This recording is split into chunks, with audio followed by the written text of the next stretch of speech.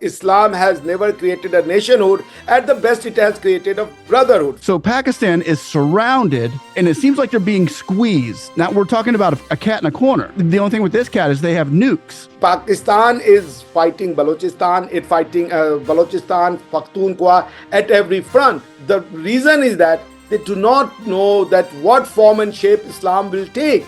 But what has happened over a period of time that those forces have come back to haunt them in their own backyard. Balochistan is a secular revolution. But we have today with us the sensational influencer, YouTube. If anybody would like to, please go subscribe to him as well, because he is all things India, and he has a great media analysis on the whole continent over there. And Mishra Abhishek. And that's exactly what you'll type into YouTube when you go find him. And I'll have a link down below for all of you viewers out there to please go join him and like and subscribe. You're going to miss amazing content if you don't. So it's good to see you again, brother.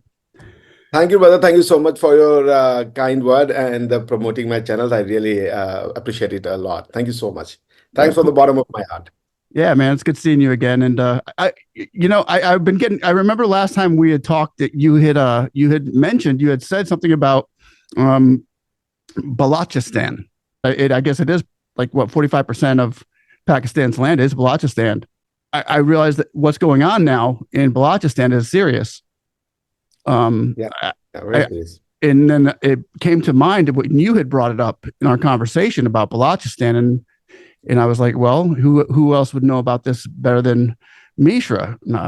And I needed to get information from other than the media, because what the media is saying, I mean, I don't know if it's true. If you could help me out on this, but is India really like? Are they funding a war over there? No, I mean, Asim Manor said that there were.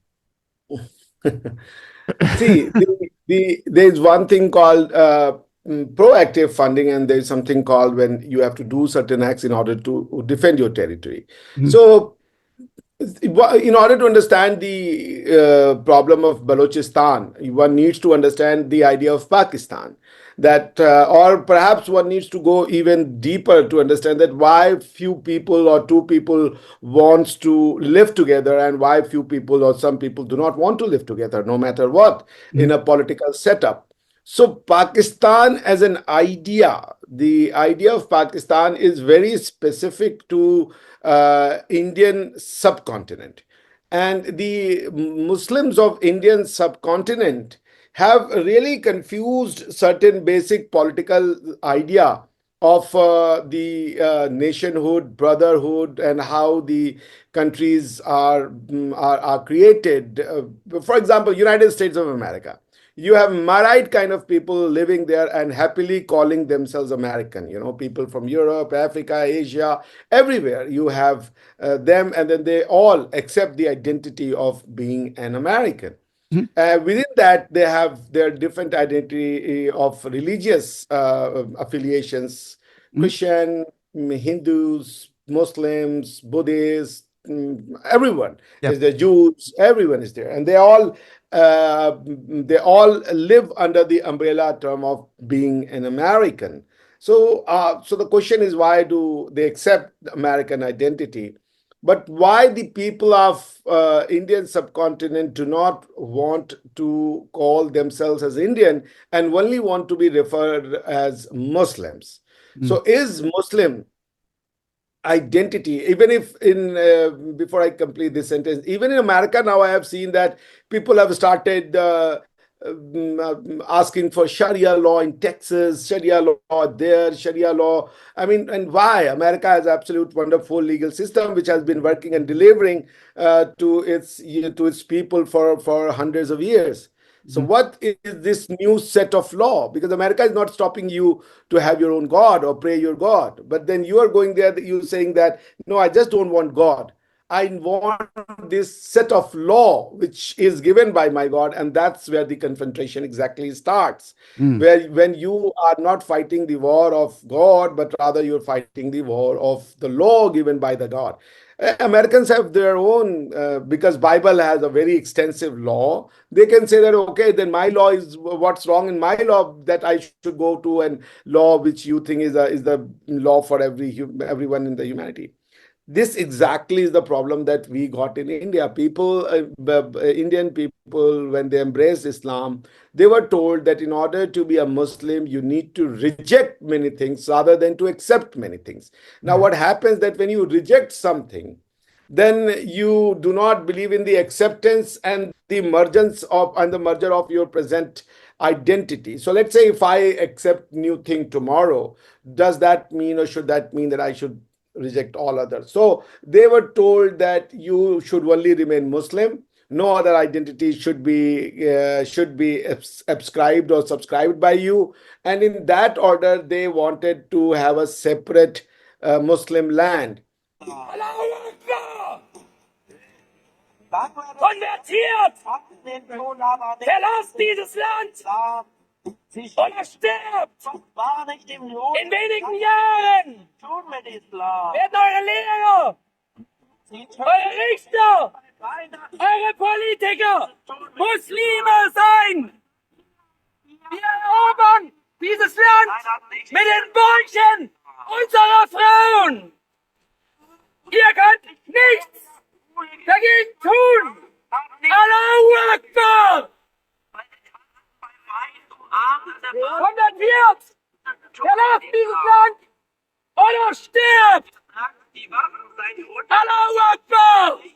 They created a separate Muslim land on the basis of two nation theory. That means the Muslims and the Hindus are two different nations and they cannot live together. They should therefore be given, the Muslims should be given their own homeland so that they live according to their own wish. Now, the problem with theory of that, this theory is that there's loads of assumption. First assumption that Muslims of India constitute a nation because India is a diverse country. What is America's of the 1700 is India of ancient times, where Marid kind of people could come together and started living together.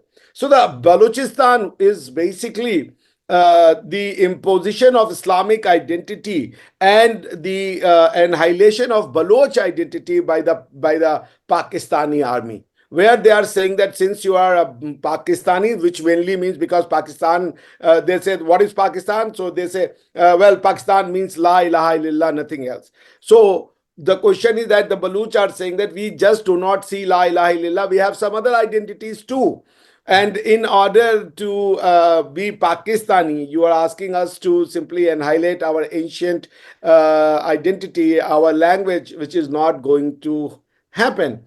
So this is the bone of contention, and the bone of contention's political part started when India was dismembered. India was divided on the basis of the religion.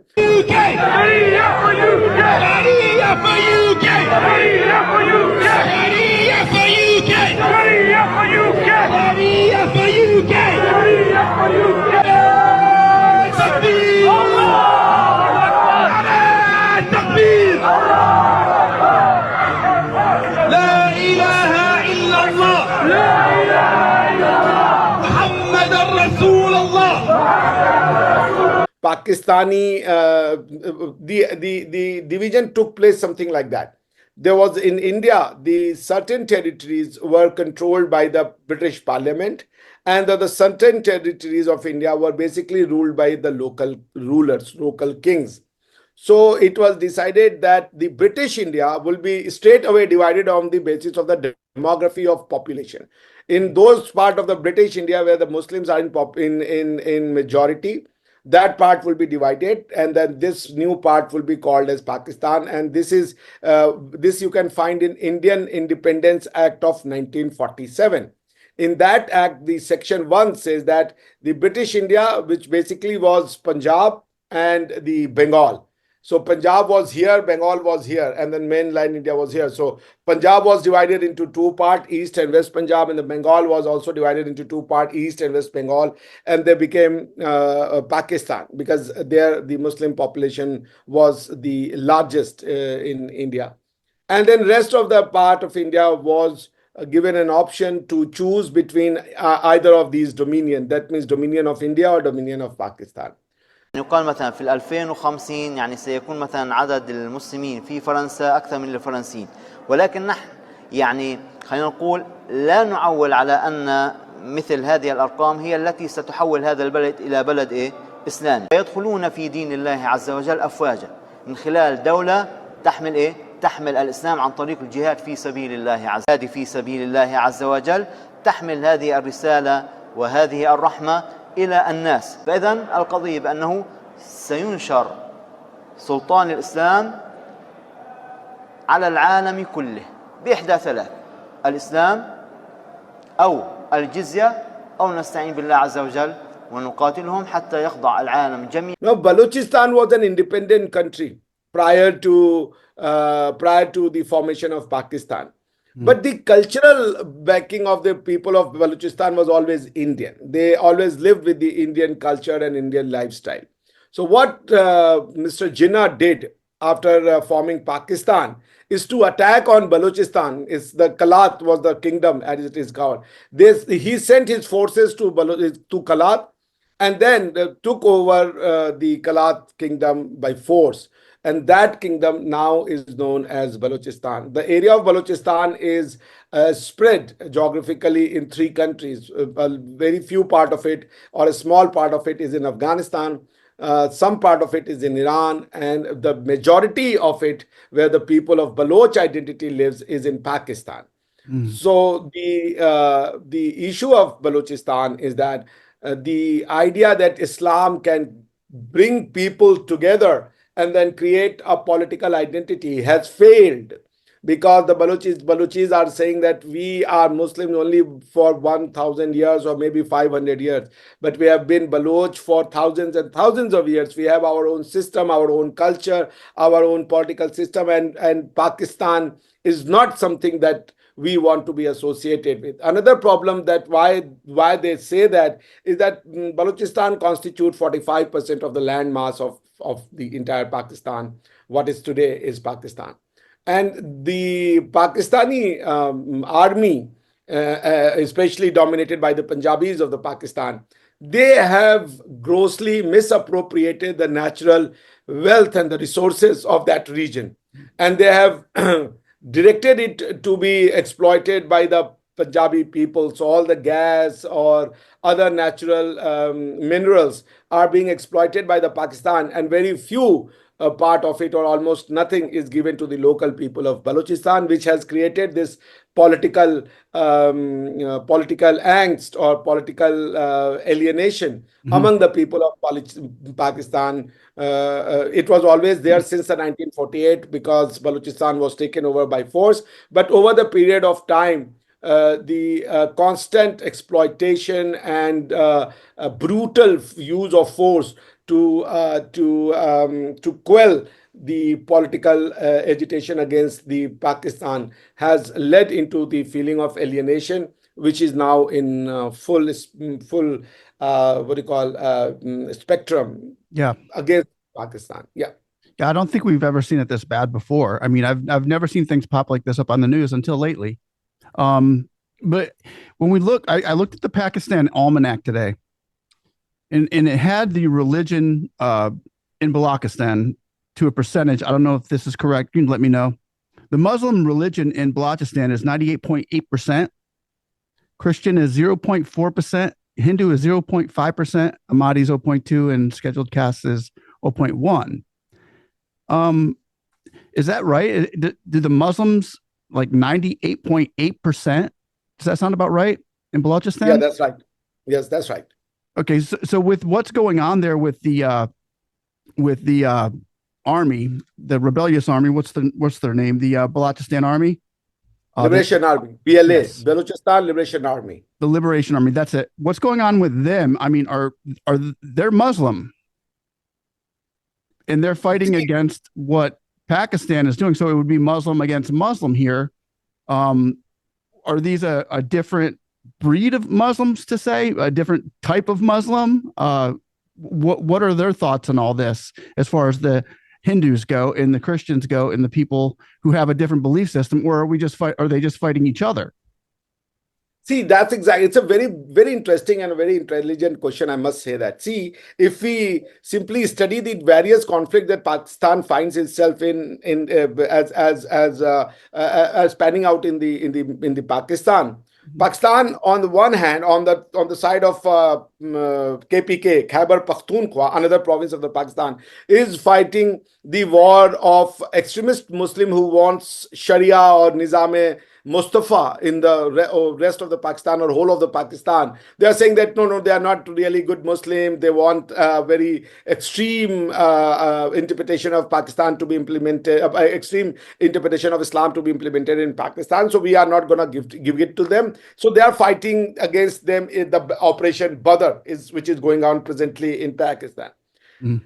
The Baloch, who are a different kind of Muslim because they are very open-minded Muslims. They embrace all kind of diversity and faith. They are not as extremist as the Punjabi Muslims are, where they are crazy to say, no, we can't coexist with Hindus or Christians. They are open to all faiths. They are more liberal. They are more inclusive when it comes to the diverse manifestation of religious beliefs. So that's what gives them a different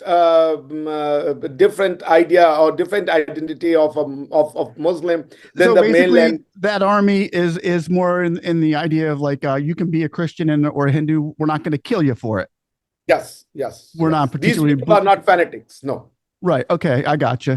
Okay. So that's what So these people are saying, that we want to create a country based on our ancient identity of Balochistan. Okay. Because Pakistan is inimical to Balochistan, because Pakistan as an idea believes that nation is inherently inimical to the idea of Pakistan, which basically is a nationhood of Islam.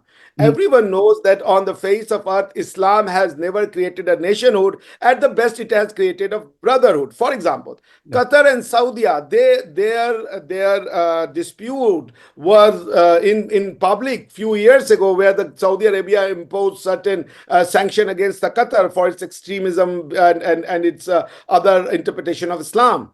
There are so many Arabic countries. They are not living together. They are not forming one open Arabic country like the United States of America. Right. Interestingly, if you read the Constitution of United Arab Emirates, UAE, it says that UAE is basically the federation of 7 emirates of that region, and then the name of those 7 emirates are mentioned. And the next part of the article says that of that constitution, that we are open to admit more emirates into our fold, provided they are Arabs, right? So even if we take out that Pakistanis would not be accepted as the part of the United Arab Republic, but United Arab Emirates, the question is that why doesn't UAE become the UAE? Why Kuwait becomes UAE, Qatar becomes UAE, or Bahrain or other Arabic states? Why don't they join the fold of United Arab Emirates and then become one political unity? If the Islam is the political glue that can keep everyone together. Interestingly, if you see the in 1950 in the United Nations, an application was given by the Syrian Republic and the Egyptians that they want to come together in the name of Islam and want to constitute a country called United Arab Republic, UAR, because they are both are Muslims and so on and so forth. United Nations did give them acceptance as a one country. Within 1 year or 2 years, they simply parted their ways. They couldn't live together. So Islam as a glue to hold various society in under one political umbrella has time and again failed. It has never created a nationhood. It at the most creates brotherhood. But brotherhood is not sufficient to constitute a political entity. And that's what the problem in Pakistan is. Pakistan talks about pan-Islamic nationhood, which is a failed idea, which is an imaginary idea. Balochistan, on the contrary, represents the modern thought process of nation state.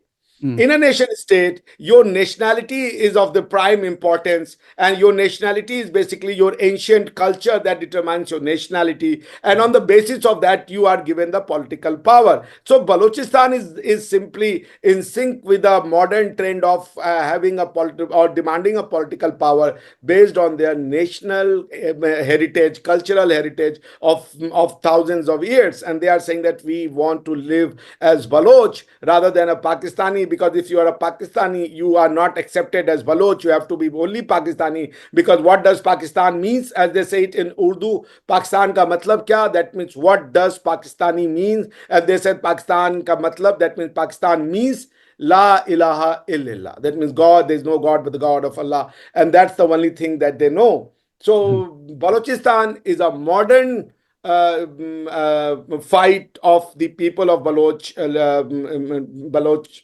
cultural background, where they want to create a nation state for themselves based on secularism, religious tolerance, and the other modern philosophies of human political science. Yeah. So that seems to be the case with Pakistan right now. Is there? I mean, we look at Pakistan here. Now we start looking at Pakistan with Balochistan there as well. You got Afghanistan, Iran, then you got just, I'm going to mention these are in Pakistan, they're India actually, Kashmir and Juma, right? And then Balochistan. Then you got the sea down there, which probably has some guns pointed at Pakistan too. So, and India. So Pakistan is surrounded right now, and it seems like they're being squeezed. Seems like they're being squeezed, and they're turning into this frenzied cat in a way with a lot of their antics. That, I mean, almost going into war. I mean, a full-fledged war if India wasn't so prompt to stop them. If India didn't just show up and show off on Pakistan, but now we're talking about a cat in a corner. Pakistan. But the only thing with this cat is they have nukes. When it comes to India and Pakistan, we do not get involved into this debate of numerical strength.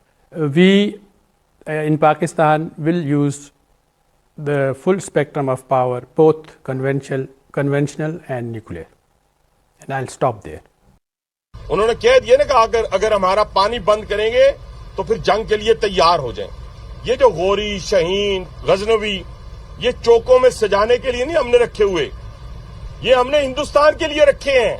बाबा, ये जो 130 atomic हमारे पास weapon है, वो हमने सिर्फ model बनाने के लिए नहीं रखे हुए, और आपको पता ही नहीं कि हमने पाकिस्तान के किस किस हिस्से में रखे हुए हैं। ये दुनिया भी जानती है, आप भी जानते हैं। They're talking about using them, not just the main guy, the video we saw a while ago, but literally inside of mosques. France ਤੁਹਾਨੂੰ ਚੈਲੰਜ ਕਰ ਰਿਹਾ ਔਰ 10 ਐਟਮ ਬੰਬ ਕਿਉਂ ਰੱਖਿਆ ਤੁਸੀਂ? ਉਹ ਐਟਮ ਬੰਬ ਬਾਹਰ ਕੱਢੋ, ਆ ਬਾਹਰ ਕੱਢੋ ਐਟਮ ਬੰਬ ਨੂੰ। ਹਾਂਜੀ, ਆ ਬਾਹਰ ਕੱਢੋ ਐਟਮ ਬੰਬ, ਐਲਾਨ ਜਿਹਾਦ ਕਰੋ और सारे मर जाइए। क़यामत वाले दिन हुजूर के सामने तो शर्मिंदगी नहीं होनी। और ये चांगे दुनिया के आखिरत की इज्जत ये उम्मत मुस्तक़बिल तक करो।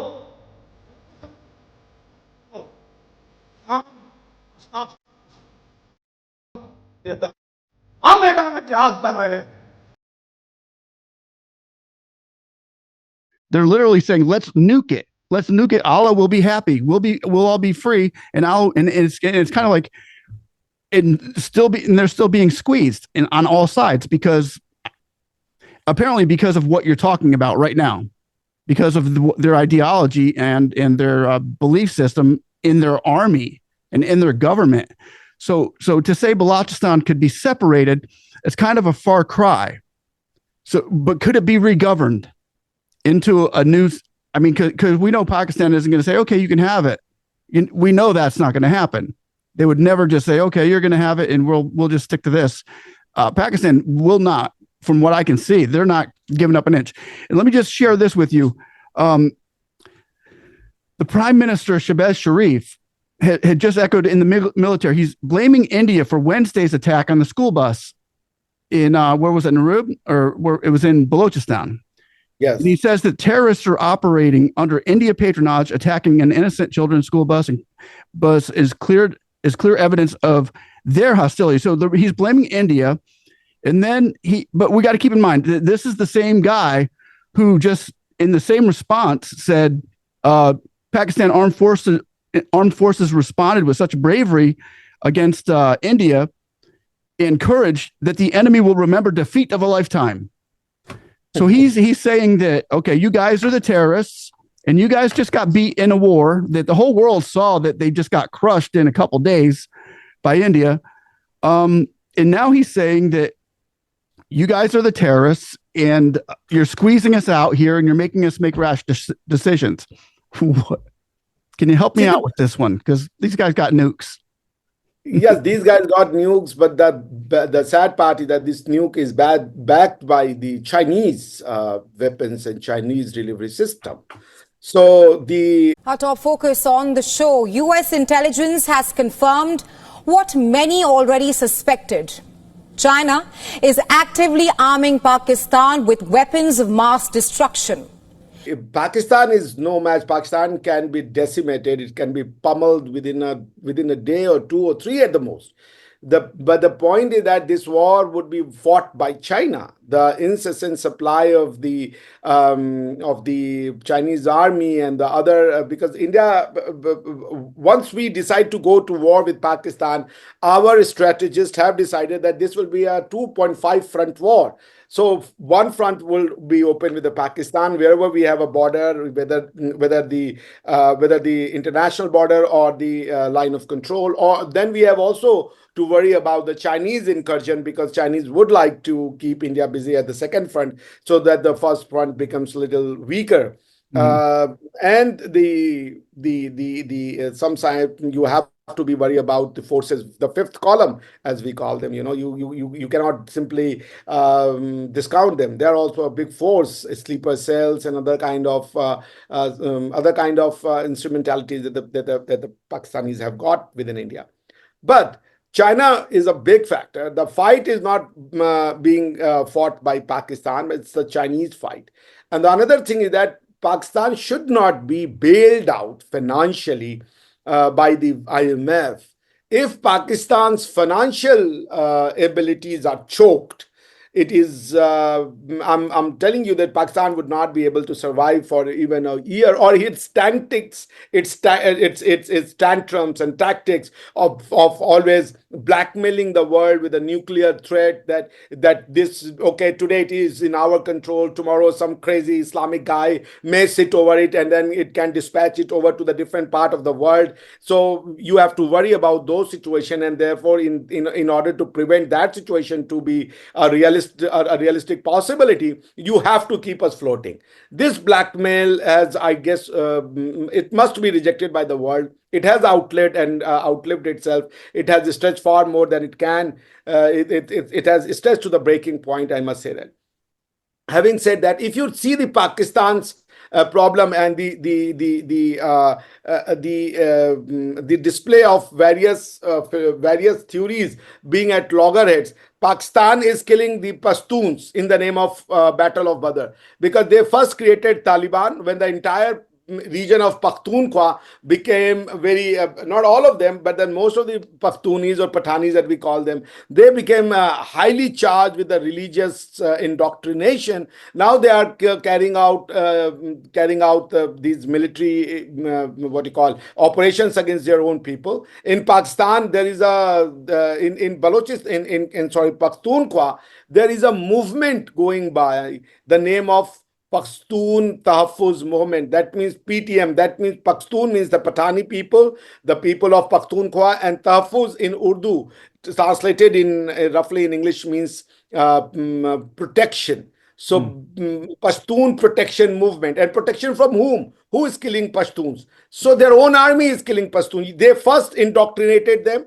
to prepare them as Taliban, and then once they have religiously indoctrinated them to an extent that they cannot come back to the normal life, they cannot leave behind that life and then become a normal citizen, they became a tool for them to be used in Kashmir. But what they forgot, that if they are fighting for Islam in Kashmir, they are fighting for Islam in Afghanistan. Why wouldn't they fight for the Islam in Pakistan itself? They would first say that let's have a Pakistan under our control, and then through the instrumentalities of Pakistani armed forces, weaponry, we can launch a better attack against India or all other countries where we want Islam to be disseminated. So the Pakistan is fighting Balochistan, Balochistan, Pakhtunkhwa at every front.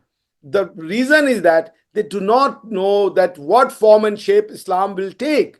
They are unable to simply put the cat back in the bag, or back in the can, because it is out of their control. They do not know what is the antidote for that. How can they simply roll back all those forces that they have unleashed in the name of religion to destroy others? But what has happened over a period of time, that those forces have come back to haunt them in their own backyard, and the situation has simply gone out of control. One of the reasons that India gave a very restrained and measured response to the Pahalgam's brutal and inhuman attack on its soil was that we were of opinion that Pakistan should rather be left to its own, because its ideology and its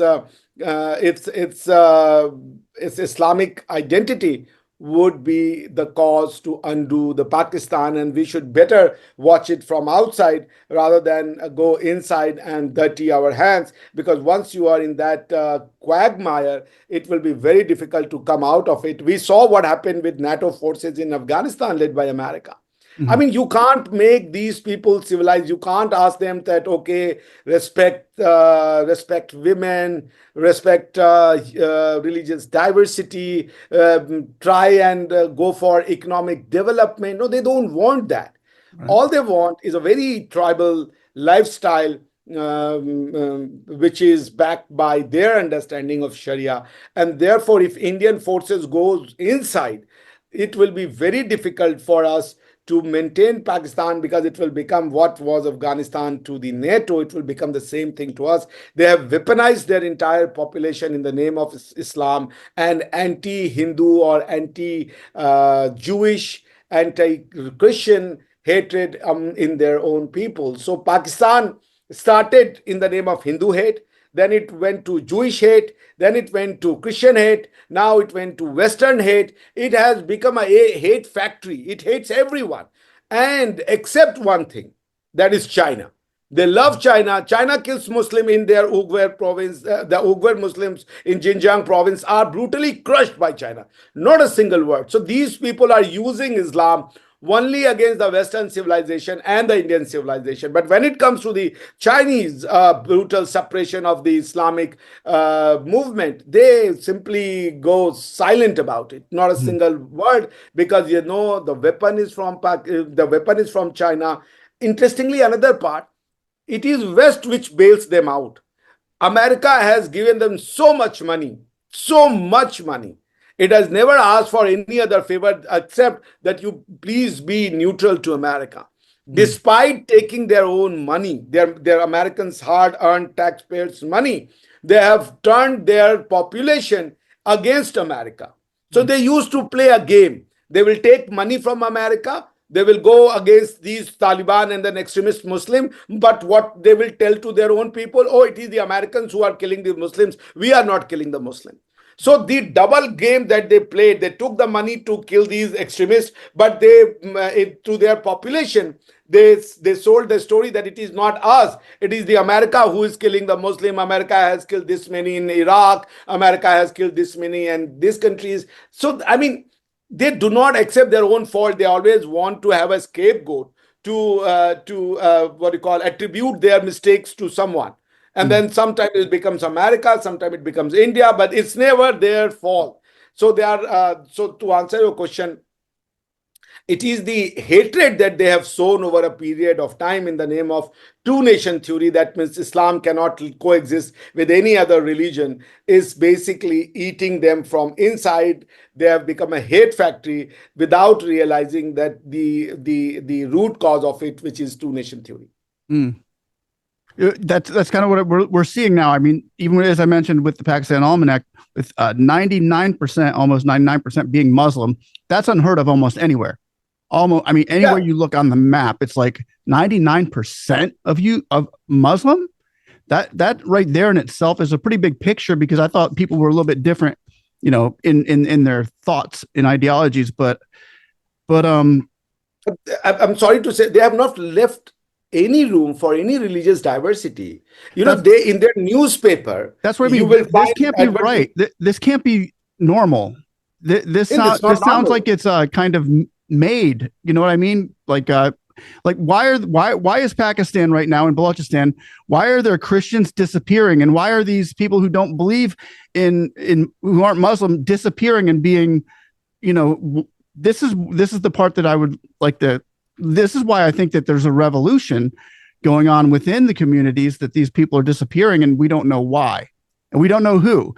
And I don't think that the army, the Pakistan army, can continue pointing the finger. And I think that's why what we're seeing in Pakistan right now is a revolution, like from all sides coming in and just kind of, like I said, squeezing them out. And they just seem to be in trouble when America, like you said, gives them enough money to reload and start all over again. So what do you think about that? Do you think that there's a revolution going on right now? There would be, but we do not know the nature of it. Balochistan is a secular revolution.